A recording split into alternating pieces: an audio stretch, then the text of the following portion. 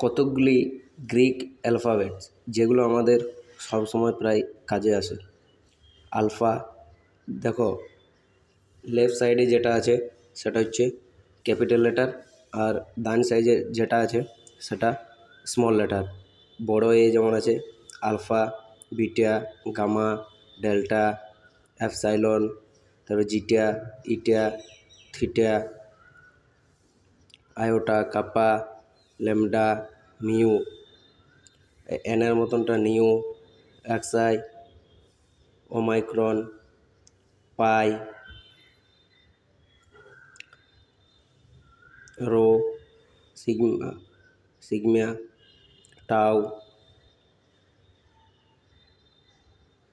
আপসাইলন, তারপরে হচ্ছে ফাই, চাই, তারপরে এটা সাই, তারপরে লাস্ট হচ্ছে ওমেগা।